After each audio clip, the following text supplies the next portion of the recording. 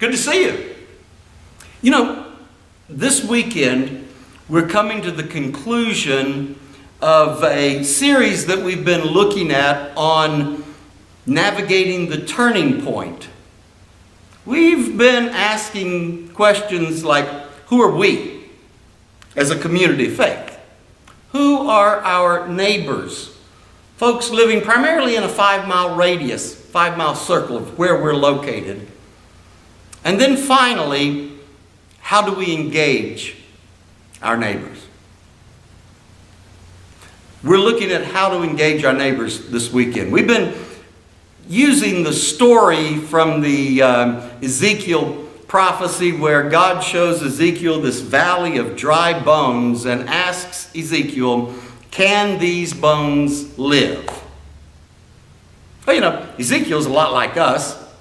Ezekiel lived in a culture that when things die, they're dead, they stay dead.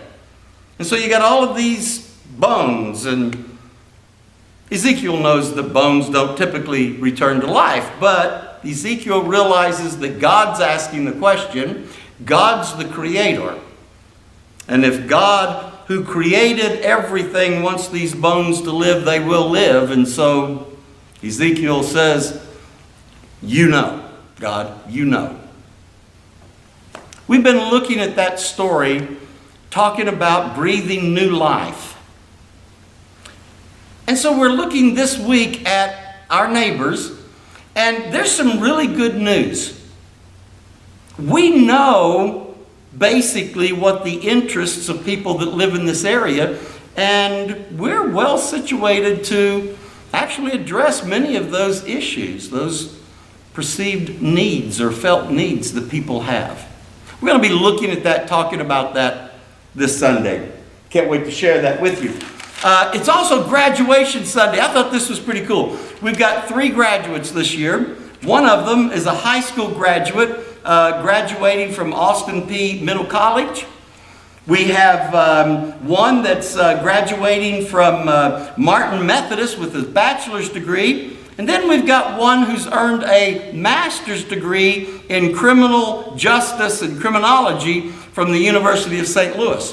You know, University of St. Louis where the Cardinals are. Go Cardinals. That just came out. I don't know. But we're going to have 2 great worship services. We're going to celebrate those graduates in both of our services. In the traditional service, we're going to be singing a hymn that I thought was interesting. It's Breathe on Me, Breath of God. Here's what I found interesting. The music for this song was written the year our church started, 1888. Wow.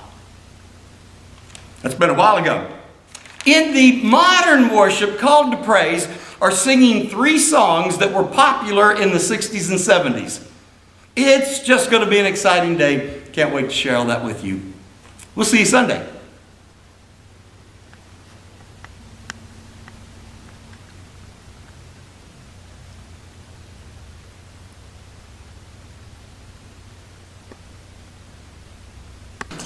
You hear about the guy that loved puns? I mean, he loved to tell puns.